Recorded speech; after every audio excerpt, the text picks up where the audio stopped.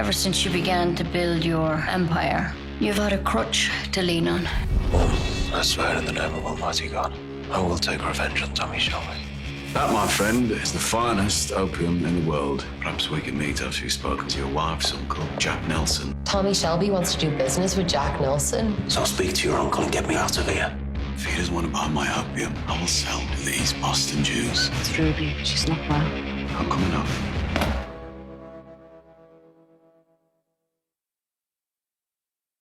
एक जंग होगी और तुम में से एक मरेगा, पर कौन ये नहीं कह सकते। तुम उन लोगों को सजा देने में बिजी थे जिन्होंने उन्हें मारा। फैमिली कैसी है?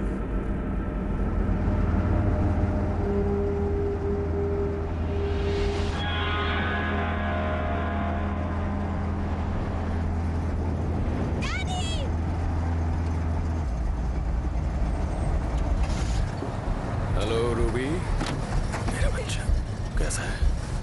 देखो जरा, मुझे बहुत याद आई तुम्हारी, बहुत याद आई। ये ब्लैक मैडोना है ना? आप हमारे लिए क्या लाए हैं डैड? और बेटा, ये अब ठीक है टॉमी, तुम बेकार ही वापस आ गए, पर अच्छा लगा तुम आए। ठीक है, तो बाकी काम बाद में, पहले हम लोग ड्राइव पे जाएंगे, ठीक है? और मेरा क्या? हाँ, तुम भी चलो, आ जाओ। पर ड्राइव पर कहाँ? मैंने ड्राइवर से बोला है कि वो हमें डॉक्टर रॉबर्ट के पास ले जाए। वो रूबी को देख लेंगे एक बार। क्यों? 1 घंटे के बाद अपॉइंटमेंट है, तुम जाओ तो यहीं पे रहो, या आ जाओ। ठीक है। ठीक है, चलो।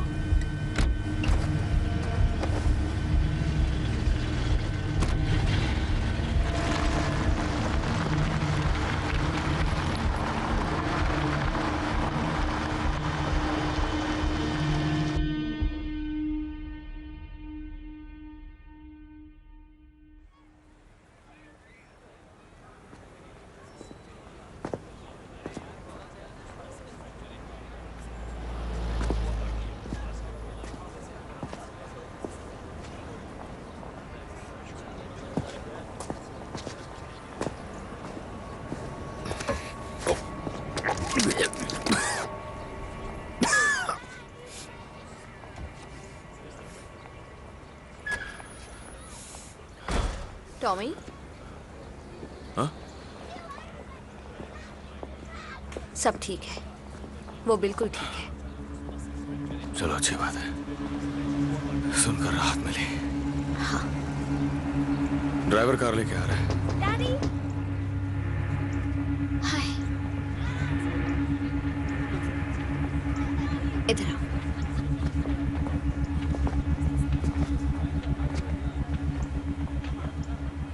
तुम आखिरी बार कब सोए थे? याद नहीं, शायद जब हमारी फोन पे बात हुई थी तब। अब पता चल गया ना रूबी ठीक है, तो सो जाओ। हाँ। लिज़ी, मैं बहुत खुश हूँ कि रूबी बिल्कुल ठीक है। पर तुम अब भी नहीं सोगे ना? मैं जॉनी से बात करूंगा और एस्मेराल्डा से भी।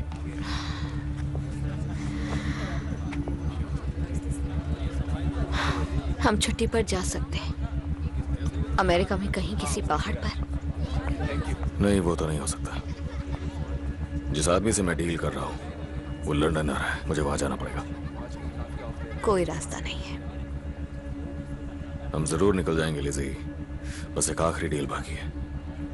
थोड़ी मुश्किलें होंगी और मुश्किल तो हमेशा होती ही है, इसीलिए मुझे एक मुद्दे से दूसरे मुद्दे पे जाना पड़ता है।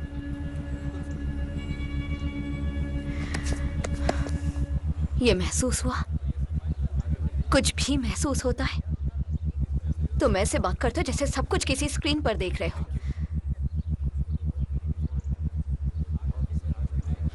के बाद, घर जाने के बाद बच्चों को फ्रांसिस के पास छोड़ देंगे और फिर हम दोनों अपने बिस्तर पर जाएंगे। और फिर मैं अगला मुद्दा बन जाऊंगी। अब तो सब ऐसा ही लगता है, सब कुछ एक लिस्ट में है।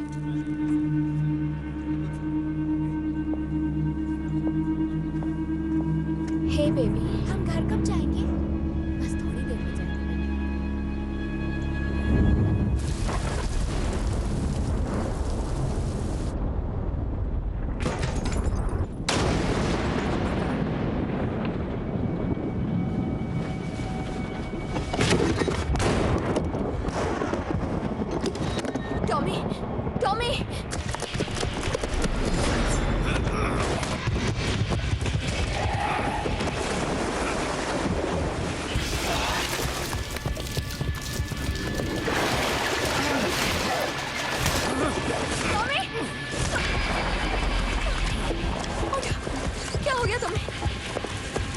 तुम इधर आओ।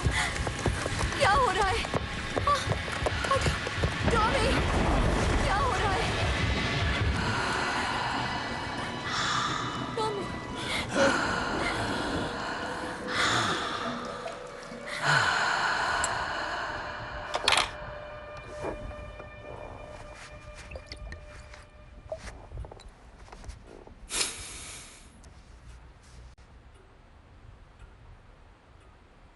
चार साल हो चुके हैं, 1 महीना 6 दिन जब से मैंने शराब छोड़ी।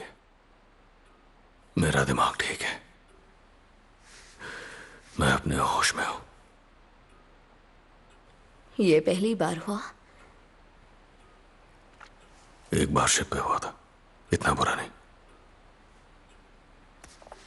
टॉमी, तुम्हें डॉक्टर को दिखाना चाहिए। बहुत काम बाकी है। ये सारा कसूर काम का है। जिनसे तुम मिलते हो, जो झूठ तुम बोलते हो। हम लोग चैन से बैठ नहीं सकते जब तक बॉस्टन का काम पूरा नहीं हो जाता। फिर आराम करेंगे, फिर हम पीकी ब्लाइंडर्स आराम करेंगे। साथियों, इस प्लानिंग मीटिंग खत्म होने और तुम लोगों को बारिश में भेजने से पहले हमारे पास एक सरप्राइज है।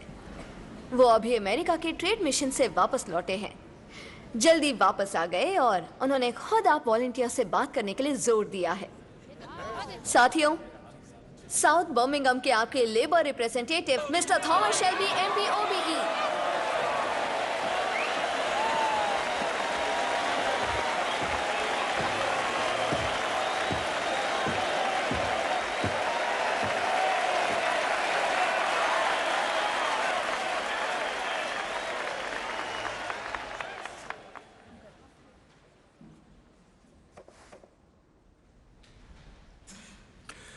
मैं अपने साथ लाया हूं लंदन से ट्रेन में एक मैसेज वेस्टमिंस्टर से।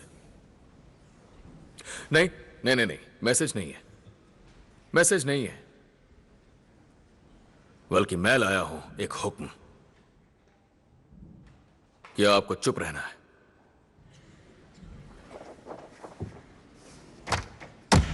कुछ नहीं बोलना है आपको,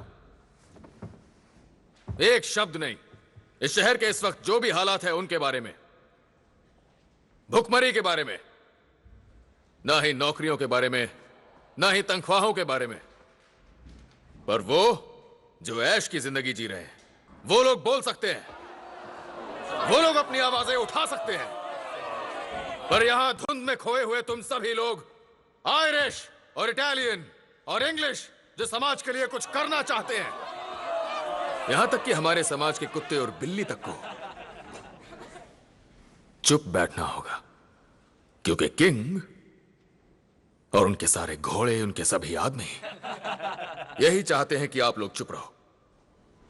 लेकिन मेरे दोस्तों, आप ही लोगों को तनख्वाहों में कटौती झेलनी पड़ेगी, तरक्की में कटौती, इज्जत में कटौती, और आप लोग शिकायत भी नहीं कर सकते, क्योंकि उसे देशद्रोह मान लिया जाएगा। आप सोल्जर्स जो फ्रांस की जंग में लड़े थे, अगर कुछ बोले तो गद्दार कहलाओगे। आप लोग जो उनकी जंगों, उनके उठने और उनके गिरने में शामिल हो, आप ही को उनकी मार झेलनी होगी, बोझ उठाना होगा, उन सभी अय्याश जिंदगी जीने वालों की खातिर जो चिल्लाते हैं आप पे। चुप रहो। पर यह शख्स जो आपके सामने है, ये चुप नहीं रहेगा। मैं चुप नहीं रहूंगा।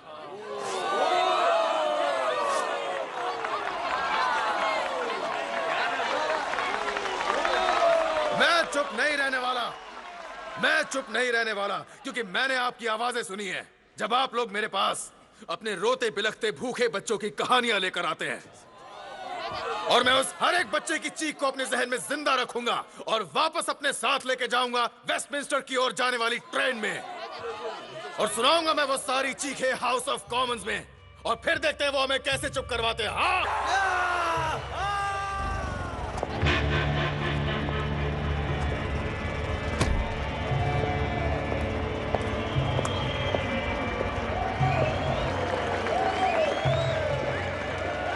बताइए आप सब, क्या वो बोझ आपस में बंटना नहीं चाहिए क्या? हम सभी को मिलता है रोटी का बस एक छोटा सा टुकड़ा, जबकि वो रोटी उनके लिए हम ही बनाते हैं, गाड़ियां बनाते हैं, लोहा पिघलाते हैं। और किंग, याद रखना, वही है जो ये सारे फैसले लेता है। क्या उसे भी ये बोझ नहीं झेलना चाहिए? या फिर थोड़े से जख्म, दर्द, हाँ या नहीं?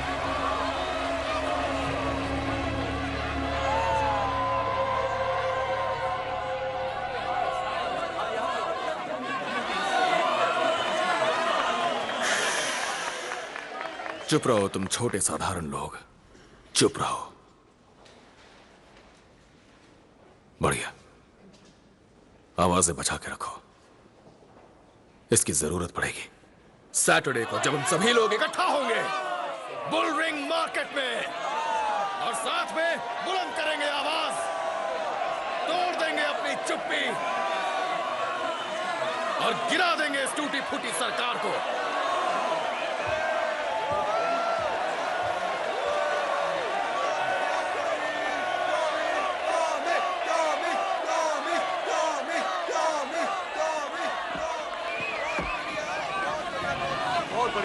Thank you. सच में बहुत बढ़िया। लॉरा मैके, बटालियन कमांडर फरमाना IRA। असली भाषण तो आपने सुना ही नहीं। आने के लिए शुक्रिया mister thank you, thank you. अभी जो सुना वही काफी था। तुम दोनों के पास मुझसे नफरत करने की वजह है और तुम बदला लेना चाहते हो। जिप्सी ट्रेडिशन है, हम मरने वाले का नाम सबके सामने नहीं लेते हैं।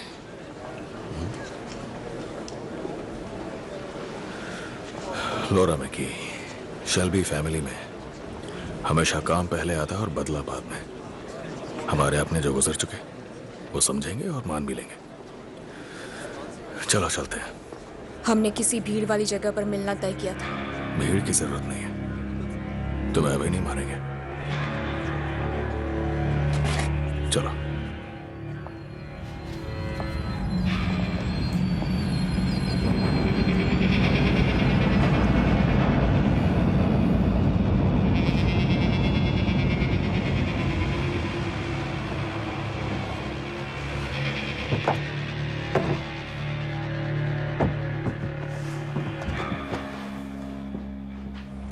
जानते हैं मिस्टर शेल्बी, हम आपस में काफी वक्त से बिजनेस कर रहे हैं, लेकिन कभी मिले नहीं थे। आप जुनून से बात करते हैं और रहमदिली से। आप माफी को समझते हैं और अब आप पानी पीते हैं। फिर भी मैंने अपने कई भरोसेमंद लोगों से सुना है कि आप मशहूर हैं अपने मॉरल टर्पिट्यूड की वजह से। मॉरल टर्पिट्यूड घोड़े के लिए बड़ा अच्छा नाम है। आपको इसका मतलब पता है इसका क्या मतलब है? लोगों को बर्बाद कर दो, बर्बाद कर दो और पीछे मुड़ के देखो भी नहीं। लालच की आग में अपने सारे आदर्शों को फूंक डालो सिर्फ अपने फायदे के लिए। और मैं बदल रहा हूं, लॉरा मैकी, और अब मेरी ऑर्गेनाइजेशन भी बदल रही है।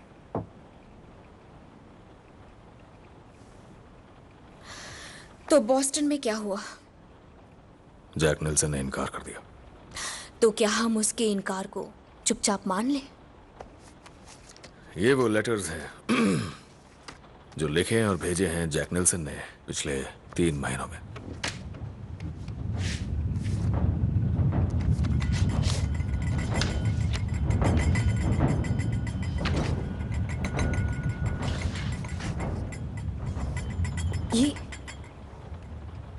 ये तो अमेरिका के प्रेसिडेंट का एक पर्सनल लेटर है। ये तुम्हारे पास कैसे आया? मेरा रेस का घोड़ा मॉरल टर्पिट्यूड मेरे बाकी घोड़ों से बहुत अलग है। कभी कभी मैं उसे बाहर दौड़ पे ले जाता हूं जब भी कोई अच्छा मकसद हो जिसमें उसकी जरूरत हो।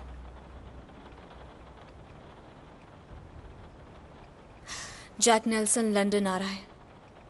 ऑफिशियली वो शराब के इंपोर्ट लाइसेंसेस लेने के लिए आ रहा है। अनऑफिशियली वो फैक्ट ढूंढने के मिशन पे है। वो देखना चाहता है कि फैशिज्म को कितना समर्थन है यहां ब्रिटेन में।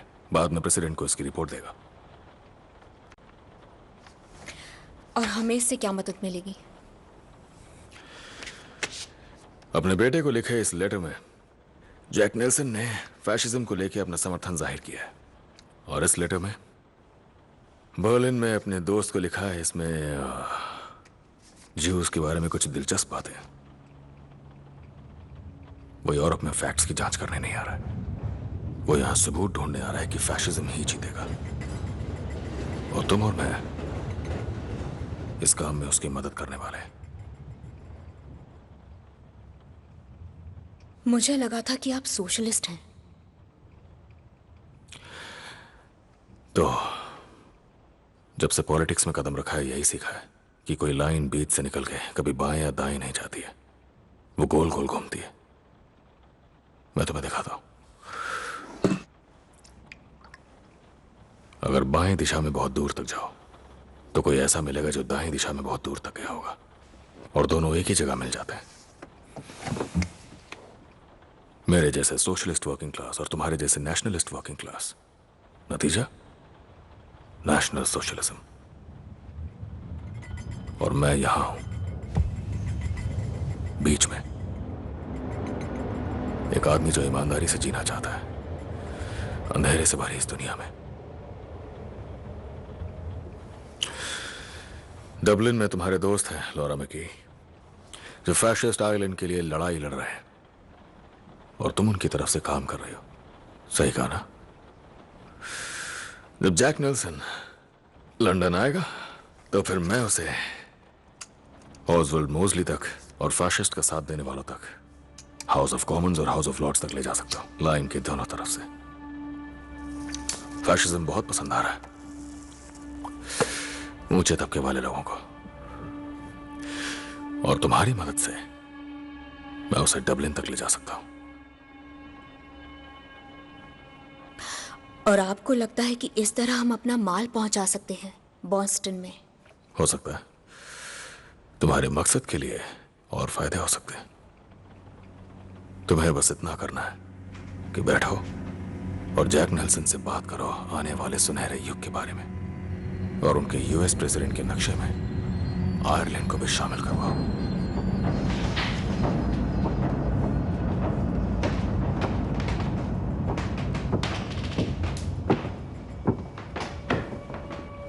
मैं यहाँ पर आर्थर को घर ले जाने आई थी। मुझे वो गैरिसन लेन में मिला एक सीरिंज के साथ।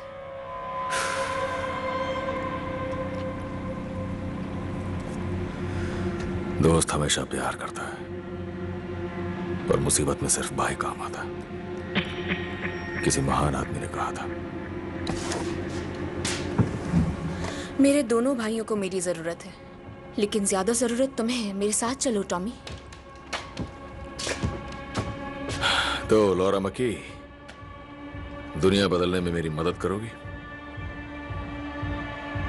मिस्टर शेल्बी, मैंने नहीं सोचा था कि ये मीटिंग ऐसी होगी। सोच भी नहीं सकती थी। इसे हाँ समझो या ना? मेरा जवाब हाँ है। जवाब हमेशा हाँ ही होता है। पीछे का दरवाजा खुला है, वहीं से निकल जाना, और वापस लौट के अपने दोस्तों को बता देना टॉमी शेल्बी अब बदल चुका है।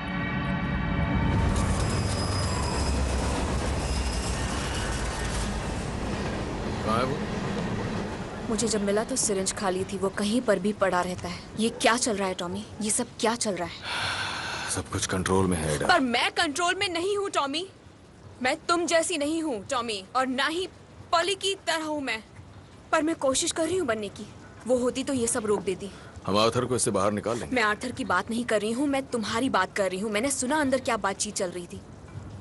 एडा, ये सब खत्म करने के लिए ही है, समझ रहे हो? ये सबका बाहर निकलने का रास्ता है, और इस रास्ते में मैं अच्छा भी करूंगा। नहीं, इस रास्ते में तुम सिर्फ बहुत सारा पैसा बनाने वाले हो। ठीक है, बात ठीक है।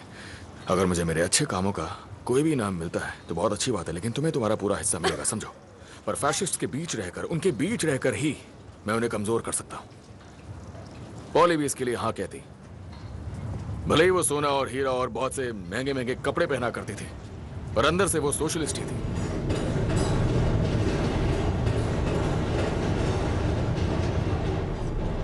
मुझे पता है टॉम की बहुत देर हो चुकी है, लेकिन ये दरवाजा, ये वही दरवाजा है। हम डैड की बियर लेने आते थे और हम इतने ज्यादा छोटे थे कि हम दोनों मिलकर वो बोझ उठाते थे। हाँ, याद है मुझे। और अब देखो हम लोगों को। हाँ, मैं तो देख ही रही हूँ। और तुम भी अच्छे से देखो टॉम, क्योंकि हम में से एक यहाँ नहीं रहेगा। भाड़ में जाए ओपीएम और प्रेसिडेंट्स।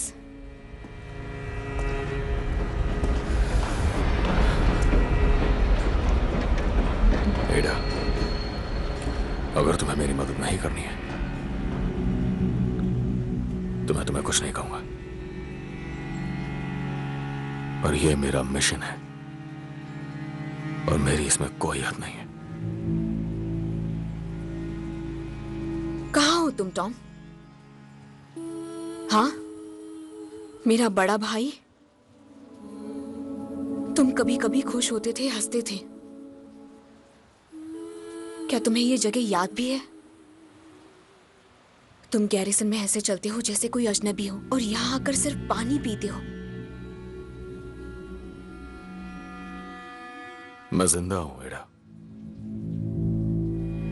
हाँ, और खुद को मारने के लिए वजहें ढूंढ रहे हो। और शायद तुम्हें मिल भी गई हो।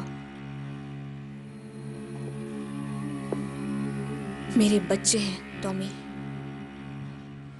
तुम्हें ये बोझ अब अकेले ही उठाना होगा। एक भाई अधमरा सा पड़ा रहता है गैरिसन में और दूसरा, उसकी कोई हदें नहीं है।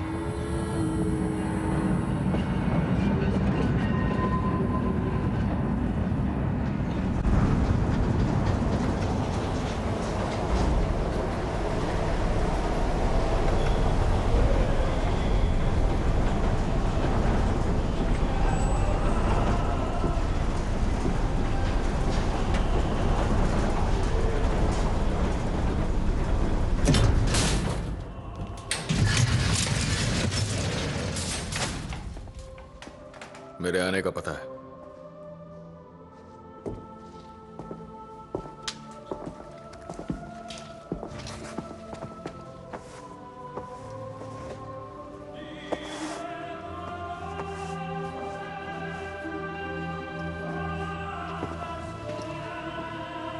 ओए, मिस्टर सोलोमन्स के सामने सिगरेट मत पीना, उन्हें नहीं पसंद है।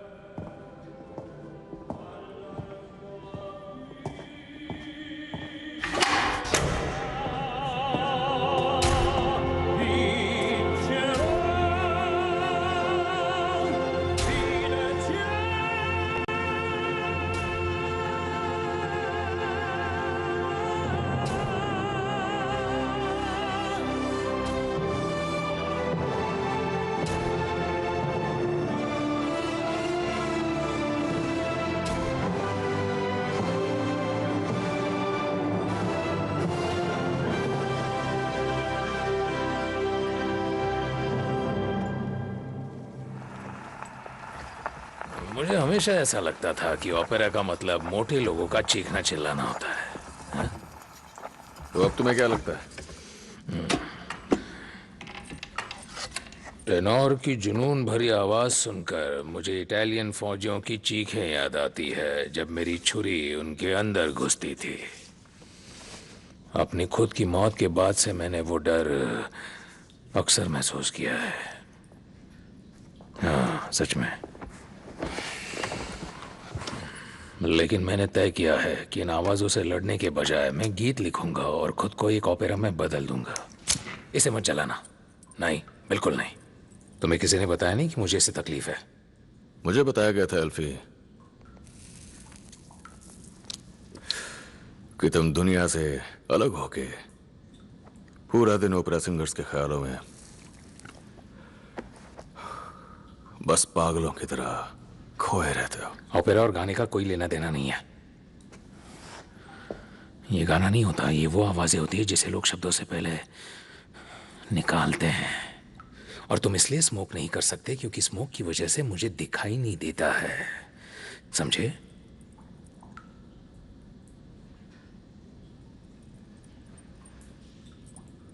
क्या तुम्हें इसराइली लोगों में कोई कमजोरी दिखती है? एहसास के तौर पे तो बिल्कुल नहीं। नहीं एल्फी, अच्छा, कोई खास बात है इस बारे में? यहां बैठ के तुम अपना ओपरा लिख रहे हो और उधर तुम्हारे परिवार में कोई मर गया है। चार्ल्स सोलोमन्स, तुम्हारे अंकल, जिनका नशे का कारोबार है और स्मगलिंग, प्रोस्टिट्यूशन से लेके जुए के कारोबार तक सब कुछ है ईस्ट बॉस्टन में। और पिछली जनवरी को बेचारे चार्ली को गोली मार दी गई कॉटन क्लब के बाथरूम में, और तुम्हारे जान पहचान के लोगों ने मारा, पर फिर भी तुमने कुछ नहीं किया।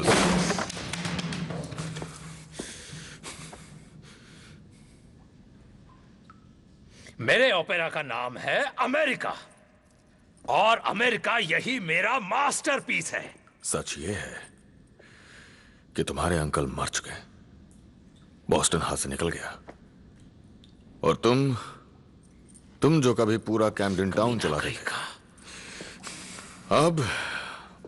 अब तुम एक आदमी की सिगरेट तक नहीं बुझा सकते। उसकी जिंदगी तो बहुत दूर की बात है। तुम्हें मदद चाहिए एल्फी? मुझे बस एक ही चीज चाहिए, और वो है फाइनल एक्ट। बस एक लाजवाब फाइनल एक्ट मेरे ओपेरा के लिए। हाँ?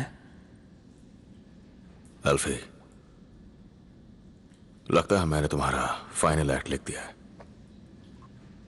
तो अब आओ और यहां बैठो और जो कह रहा हूं वो सुनो।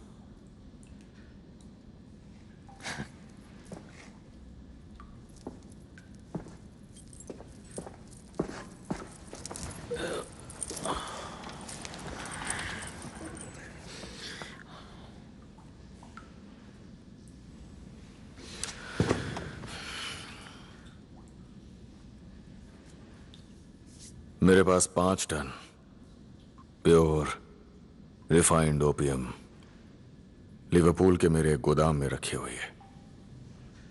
मेरे पास सेफ स्टोरेज है कनाडा के कोस्ट में। मेरे पास आदमी है जो इसे बांटना चाहते हैं टोरंटो में, क्वेबेक में, न्यूयॉर्क और बॉस्टन में। पैसा हाथ के हाथ मिल जाएगा, और मैं पूरे यकीन के साथ कह सकता हूं कि बॉस्टन में ताकत फिर से सोलोमन फैमिली के पास आ जाएगी।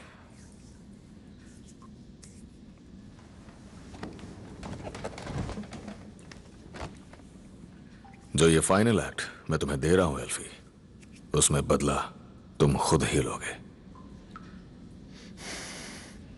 तुम बेचना क्यों चाहते हो? आयरिश मुसीबत खड़ी कर रहे हैं, इटालियंस का तो कोई मतलब ही नहीं है। और हाँ एल्फी, तुम मेरे दोस्त हो। मुझे क्रेडिट दोगे क्या? नहीं, मैं प्रॉपर्टी लूंगा। कैम्पडेन के आधे गोदाम तुम्हारे हैं, मैं उन्हें ले लूंगा। उन्हें तोड़ के मैं घर बनाऊंगा जरूरतमंदों के लिए जो इसके हकदार हैं।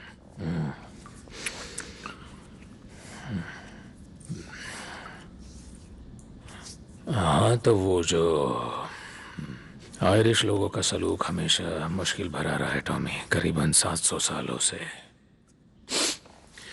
मैंने एक बार एक आयरिश आदमी को पार्लियामेंट स्क्वायर में ओलिवर क्रॉमवेल की मूर्ति से लड़ते हुए देखा था। बहस काफी देर तक चलती रही, रात भी बीत गई, और उसकी आवाज पार्लियामेंट के चारों तरफ गूंजती रही, और उसका गुस्सा भी बहुत बढ़ता गया, क्योंकि ओलिवर क्रॉमवेल ने उसके जायज सवालों का जवाब नहीं दिया। और आखिर में उसका गुस्सा इतना बढ़ गया कि उसने मूर्ति की नाक पर घूंसा मार दिया और खुद अपना ही हाथ तोड़ लिया। और इसी में उस आयरिश सवाल का जवाब छुपा है। तुम्हें 200 साल पहले की सारी बातें याद है, लेकिन कल रात को क्या हुआ था ये तुम्हें बिल्कुल भी याद नहीं है।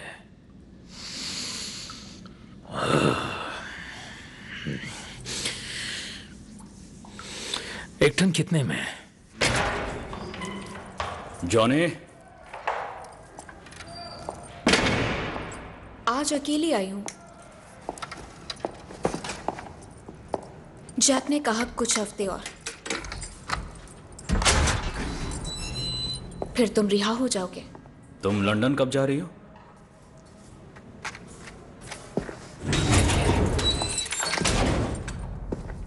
कल जा रही हूं। तुम्हें गुड बाय कहने आई हूं।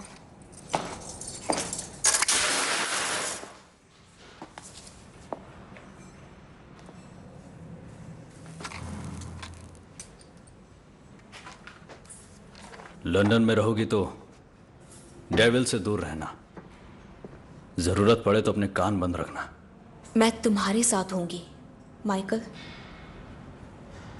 मैं तुम्हें याद करती हूं, सिर्फ तुम्हें।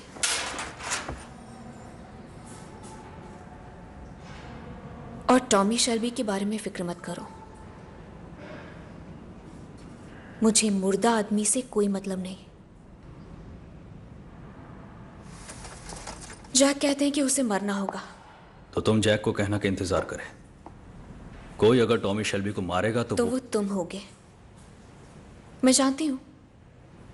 और मैंने जैक से कहा, जैक ने कहा ठीक है, माइकल को करने दो। और बदले में वो पैसे ले सकता है जो टॉमी नहीं ले पाएगा।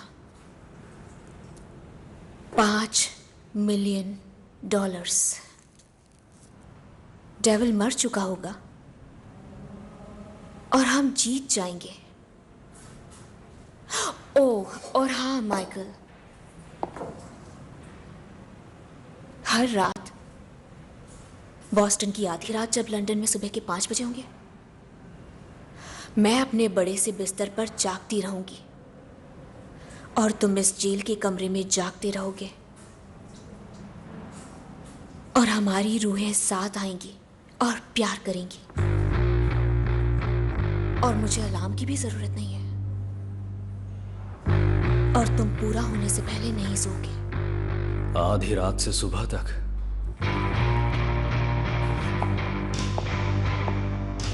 हर रोज, क्योंकि हमें एक दूसरे पर भरोसा है।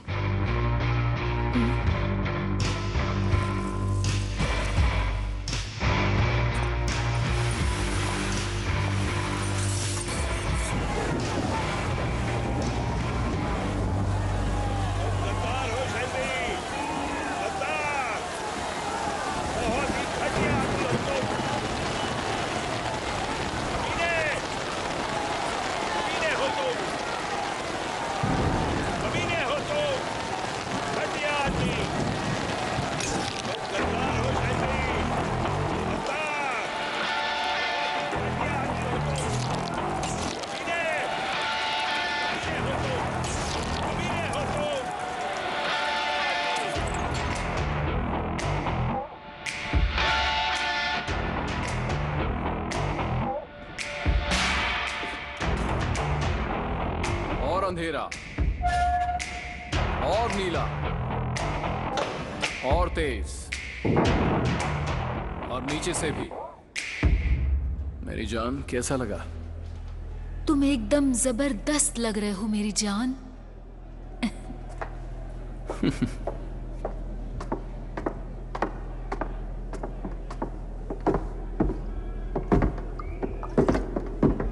भाड़ में जाए लिपस्टिक। बढ़िया है। जहाज को रवाना करने के लिए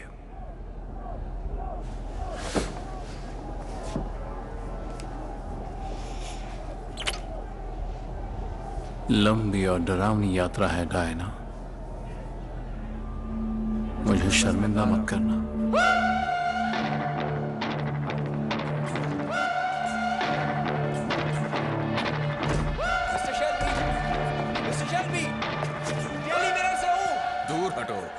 क्या मैं जान सकता हूँ सोशलिस्ट एंटी फैसिस्ट रैली में क्यों शामिल होगा सर? आने दो उसे, उसके सवाल का जवाब दूंगा। मिस्टर मोजले और मेरी कॉन्स्टिट्यूएंसीज जुड़ी हुई हैं। हमने साथ में पहले काम किया और वो खुद पहले एक सोशलिस्ट रह चुके हैं। और आज रात मेरा काम केवल 2 विचारधाराओं को जोड़ने का है और मैं बीच में खड़ा हूँ। मिस्टर शेल्बी, आपने एक बार मिस्टर मॉजली के साथ प्लेटफॉर्म शेयर किया था। क्या आज रात आप उनके साथ स्टेज पर होंगे? नहीं, मैं अपने दोस्त मिस्टर मोजली को ये याद दिलाने आया हूँ कि किस तरह हम ब्रिटिश लोग समझौता करवाते हैं। तुम चाहो तो ये लिख सकते हो दोस्त। दिमाग खराब कर दिया इसने।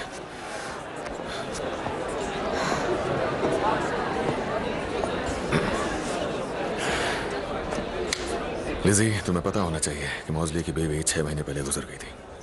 उसे हमारी तरफ से शोक जाहिर करना। आज रात वो अपनी मिस्ट्रेस के साथ होगा और सुना है कि वो बहुत ऊंचे दर्जे की औरत है और मोजली के दुख में उसने उसका बखूबी साथ निभाया। जाओ मेरे रास्ते से, निकल जाओ। आर्थर यहाँ क्या कर रहा है? मोजली ने उसे बुलाया था और मैं मान गया। आर्थर ने मुझसे एक वादा किया था और वो वादा उसने तोड़ दिया। टॉमी, टॉमी, टॉमी, मैंने अपनी तरफ से पूरी कोशिश की। इसने अपने जुराबों में ड्रग छुपाए हैं। एक को देख लूंगा। आर्थर, अंदर आ जाओ। चलो अंदर आ जाओ। आ जाओ। हाथ हटाओ। आ जाओ अंदर आ जाओ। मेरा भाई टॉमी, जॉनी डॉग्स, बस उसने ने मुझे बुलाया है। उसने कहा था काले कपड़े पहन कर आना। मैंने कहा फिर मैं सबके जैसा लगूंगा। लिज़ी, आ जाओ। बहुत सुंदर लग रही हो। मुझे पता है मैंने तुम्हें शर्मिंदा किया है। मैंने तुम्हें शर्मिंदा किया है, मुझे पता है। मुझे माफ कर देना टॉमी। मैं तुमसे माफी मांगता हूँ। माफी मांगता हूँ तुमसे। मुझे माफ कर देना टॉमी। मुझे ऐसा नहीं करना चाहिए था। जॉनी डॉग्स को देखो। अपना मुंह बंद रखो। एक ड्रिंक्स ला के दो। जॉनी, अपनी शर्ट उतारो और मुझे दो। ये तुम क्या कह रहे हो टॉमी? अपनी शर्ट उतारो और मुझे दो अभी। एक ड्रिंक। आर्थर, ये मेरी गलती है। ये मेरी गलती है। याद है हमने वोट किया था कि हम ओपियम का बिजनेस नहीं करेंगे और हमने ना किया था। मैंने मना किया। याद है मैंने तुम्हारा फैसला रद्द कर दिया था।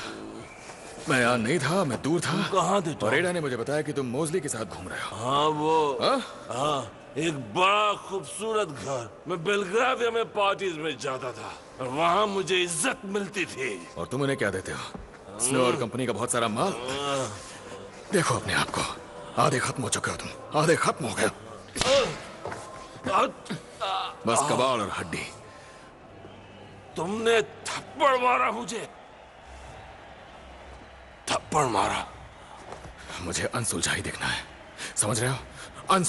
अनसुलझा हर तरीके से। मुझे दाएं और बाएं, अंधेरे और उजाले दोनों के बीच में घूमना है और दोनों का भरोसा बनाए रखना है। और अपने भाई को इस तरह काली शर्ट पहने हुए घूमने नहीं दे सकता जिससे डेली मिरर वाले उसे छाप दें। अगर किसी ने मेरी इस ड्रेस में फोटो ली तो मैं उसका कैमरा अपने जूते से तोड़ दूंगा टॉम। बाहर वो लोग पेट्रोल बॉम्ब फेंक रहे हैं टॉमी। मुझे लगा एडा तुम्हारा ख्याल रखेगी। एडा ने कहा वो हमारे साथ काम करने के बारे में सोचेगी। उसे पता नहीं उसे क्या चाहिए। मैं एडा से बात करूंगा। सुनो, मैं घर जा रहा हूं। नहीं तुम यहीं रुको, मेरे पास तुम्हारे लिए कुछ है। लिज़ी, तुम जॉनी के साथ जाओ। जॉनी, लिज़ी को सीट तक लेके जाओ। लेकिन मेरे पास इनविटेशन नहीं है टॉम। जॉनी, तुमने काली शर्ट पहनी हुई, तुम जो चाहो कर सकते हो। अब जाओ, मैं आ रहा हूं। जाओ जाओ डॉग्स, मुझे भी एक ड्रिंक ला के दो।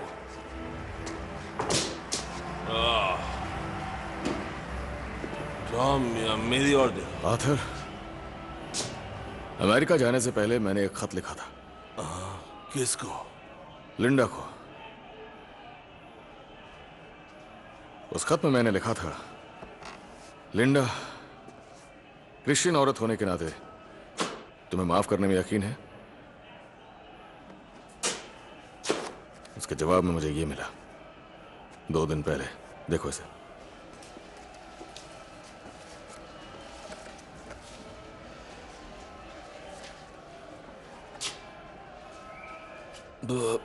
क्रिश्चियन औरत होने के नाते हाँ, मुझे माफ करने में यकीन है। और हाँ शब्द के नीचे कुछ और भी लिखा है।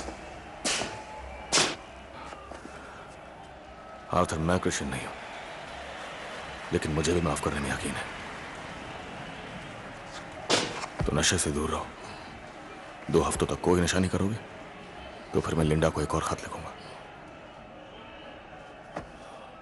क्योंकि मुझे पता है वो कहां है। तुम पहले जैसे हो जाओ। मुझे मेरा भाई वापस चाहिए। बहुत काम करना है और असली काम करने वाला आदमी चाहिए। तुम मुस्कुराए टॉम, अपने मुस्कुराहट को देखो। कितना वक्त हो गया। अब आओ देखते हैं वो घटिया इंसान क्या कहता है। चलो। हाँ ठीक है, आ जाओ।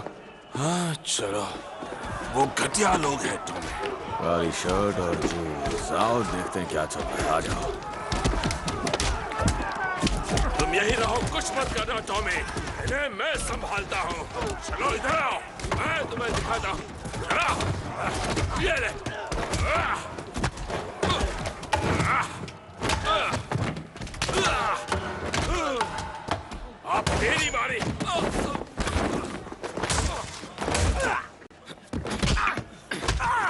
तेरी आंखें फोड़ देता हूँ। नहीं, यहाँ नहीं, यहाँ नहीं।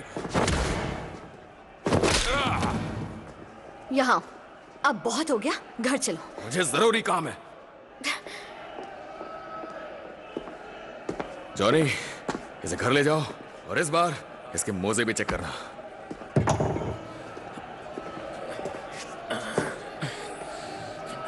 अरे यार,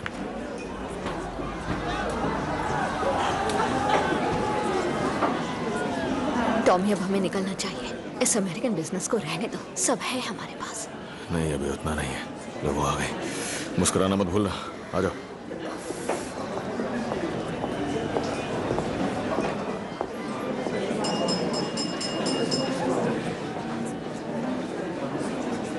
लेडीज एंड जेंटलमैन, आज रात उन्होंने आपसे तारीफ हासिल की है।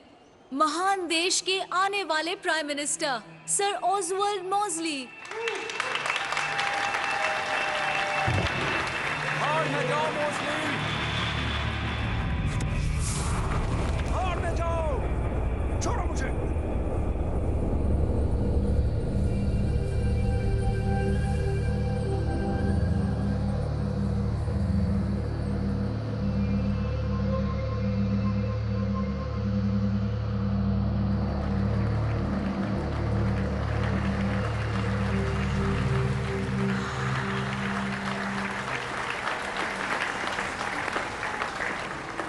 बहुत बुरी लग रही हूँ। तुम बहुत खूबसूरत हो लिज़ी, पर मुझे इस औरत को इम्प्रेस करना है तो मैं एक्टिंग करूंगा जैसे ये भी बहुत खूबसूरत हो।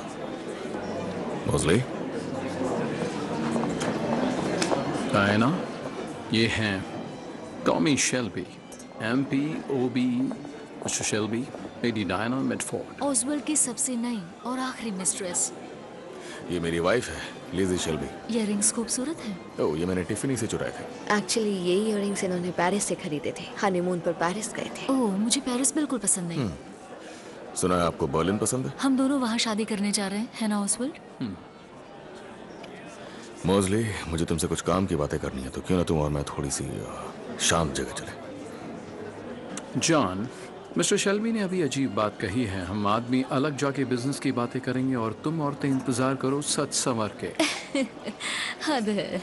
आपको क्या लगा मिस्टर शेल्बी, ये कौन सा साल है? 1807? वैसे बर्मिंघम में सदियां धीरे गुजरती हैं, लेकिन मिस्टर शेल्बी अगर बात बिजनेस की है तो डायना ही मेरे सारे कारोबार को चलाती है। नए जमाने का तरीका है मिस्टर शेल्बी। हाँ, हमें पता है। मैं कंपनी की डायरेक्टर हूँ। मैं भी मीटिंग में शामिल होंगी। हाँ जरूर, तुम्हें भी होना होगा एलिजाबेथ। वैसे मुझे लिज़ी बिल्कुल पसंद नहीं है। मुझे लिबरेटेड एलिजाबेथ पसंद है। उसे भी शामिल होना चाहिए। वो पेरिस जा चुकी है, दुनिया घूम चुकी है। बहुत अच्छे। एक बात बताऊं, ऑसवर्ल्ड ने मुझे तुम्हारे बारे में सब कुछ बता दिया है।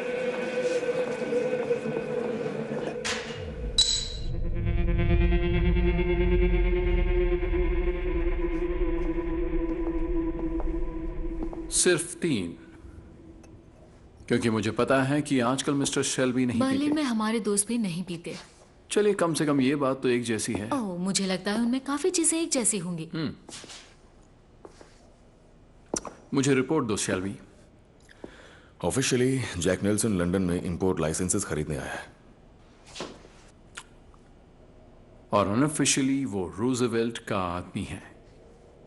लेकिन जैसा कि तुम उसके इस खत से समझ सकते हो, उसका नजरिया बिल्कुल न्यूट्रल नहीं है।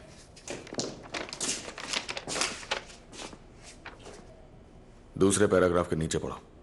अपने आप में जो ठीक होता, पर मिलके इनकी रेस खराब है। एलिजाबेथ, क्या तुम्हें पता है कि प्रेसिडेंट रूजवेल्ट तक का ब्रिज क्यों इतना जरूरी है? असल में नहीं, मुझे इस बिजनेस के बारे में ज्यादा कुछ नहीं पता।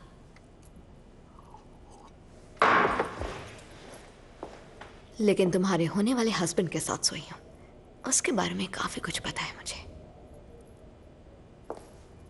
टॉमी, मैं बाहर वेट कर रही हूं। बहुत बढ़िया एलिजाबेथ।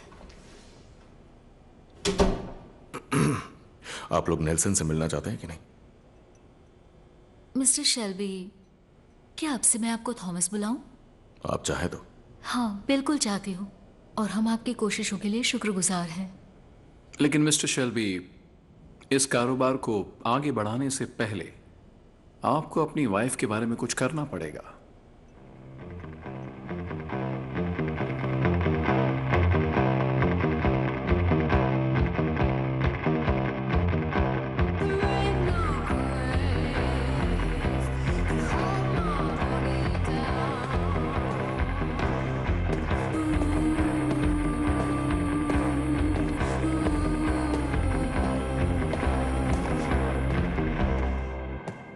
Mister Shelby.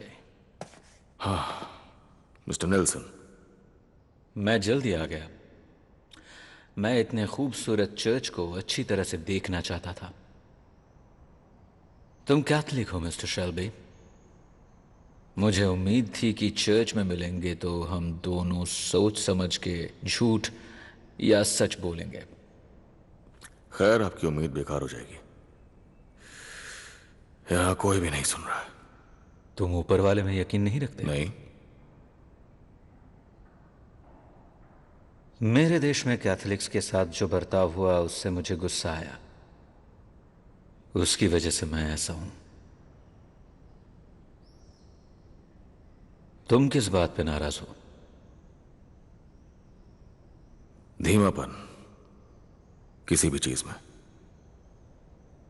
मैं हर चीज को जल्दी पा लेना चाहता हूं। दो कामकाजी कैथोलिक लड़के, उन्होंने तुम्हारे साथ कुछ किया क्या बचपन में? कोई आदमी अंधेरे में? मैं अपने पास एक स्क्रू ड्राइवर और ब्लेड रखता था और सबको लगता था कि मेरे अंदर श्राप देने की शक्ति है। दे सकते थे? हाँ बिल्कुल। सबसे पहले मैंने एक प्रीस्ट को मारा। और तुमने? हरी आंखों वाला एक प्रशियन लड़का था। वो पहले ही अंडरग्राउंड था। आखिरी बार कब खून किया था मिस्टर शेल्बी?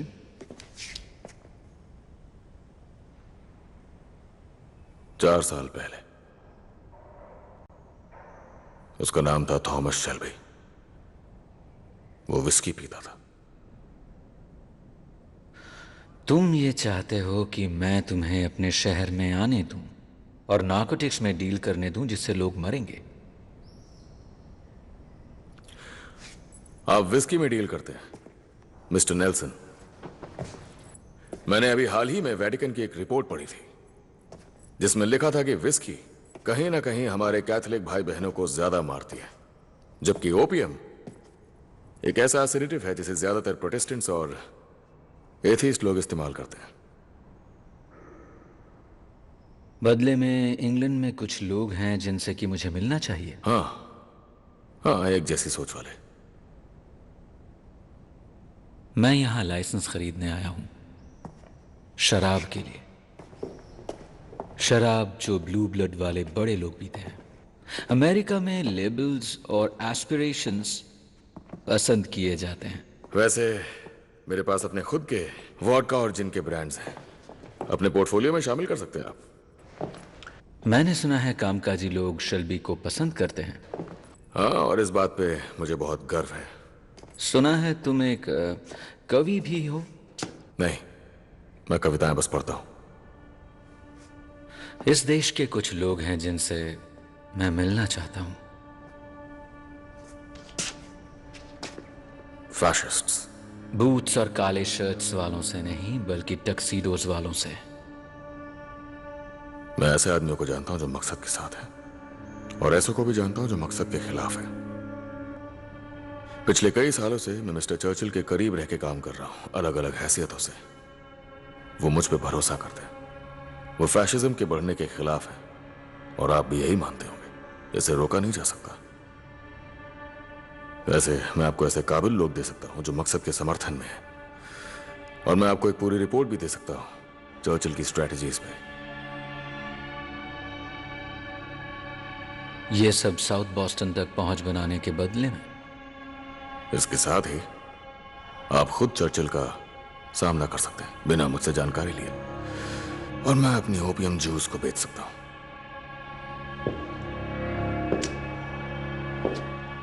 आप बहुत बहादुर इंसान हैं मिस्टर शेल्बी।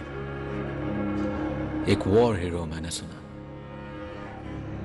मैं जिस भी वॉर हीरो से मिलता हूं, हर कोई अपने आप को मार डालना चाहता है। तो डील पक्की है मिस्टर नेल्सन?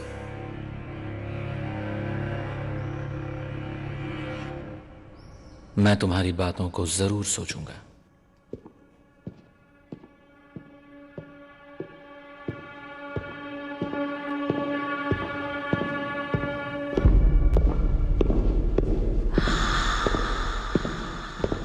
रूबी, तुमने स्पेलिंग्स लिख ली?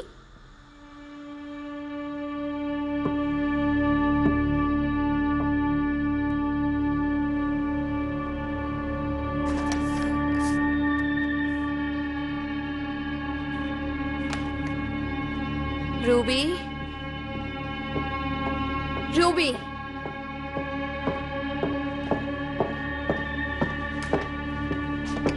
Ruby,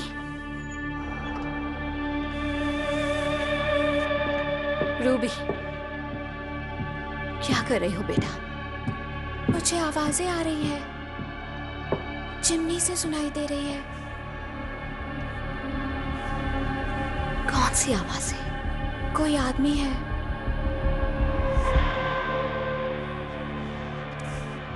gentleman, mister Thomas Shelby, Birmingham south से। उसको वापस बुला लिया। मिस्टर स्पीकर, मैं ऐसे परिवार में बड़ा हुआ जिसने जिंदगी के उन हालातों का सामना किया जो धार्मिक लोगों के उसूलों का इम्तिहान ले सकते हैं। बड़ी बड़ी बातें कर रहे हैं। बिल्कुल बिल्कुल, अच्छे से अच्छे लोग भी ऐसे में अपने आदर्शों को छोड़ देते, क्योंकि भीड़ भरी ब्रिटेन की झुग्गियों की मुश्किलें और नीचपन में उन्हें बनाए रखना मुश्किल है। तुम्हें आदर्शों के बारे में क्या मालूम है?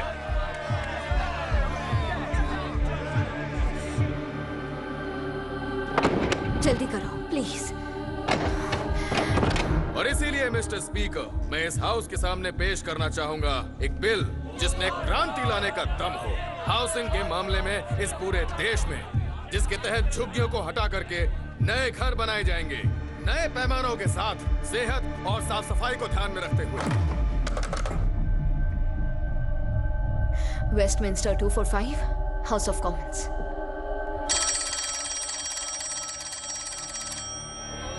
बदलाव का वक्त आ गया है, लोग बहुत सह चुके हैं।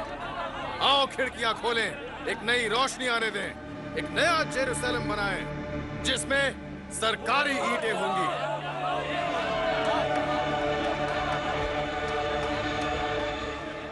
वहां अंदर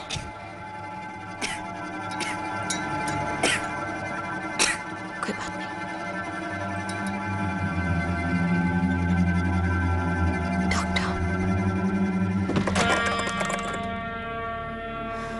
वेस्टमिंस्टर 245। मिस्टर शेल्बी,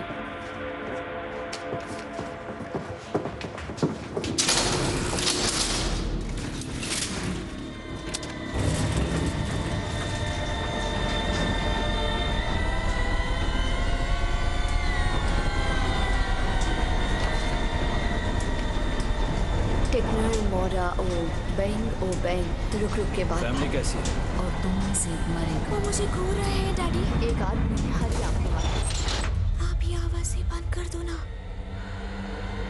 यहाँ कोई आवाजें नहीं है जान। ये वही आदमी है, कह रहा है कि वो मेरे लिए आ रहा है और वो डैडी के लिए भी आ रहा है।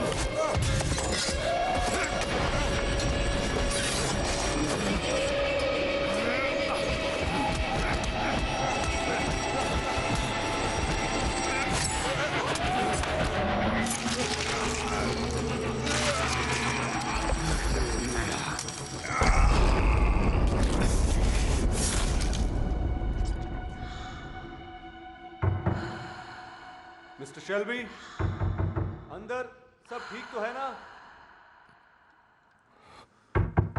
Mister Shelby?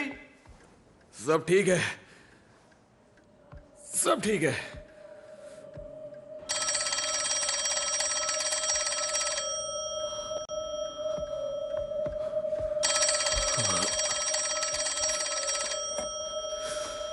Hello Tommy, Tommy उसे 101 बुखार है, किसी चीज से नहीं उतरा। अभी यहाँ आओ प्लीज।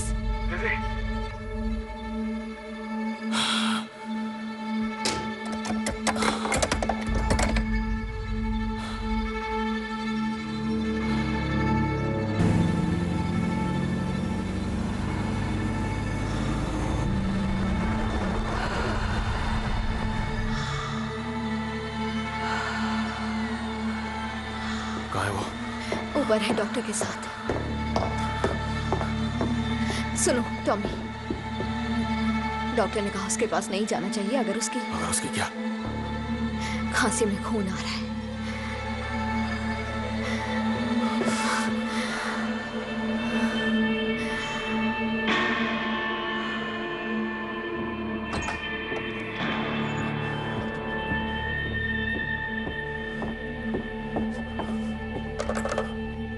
मैडोना, वो नंबर डायल करो जो मैंने तुम्हें दिया था।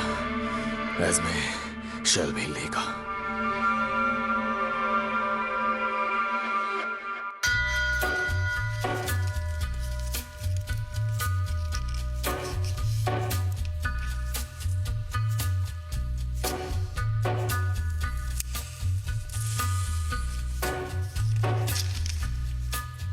On a gathering storm comes a tall, handsome man in a dusty black coat with a red right hand.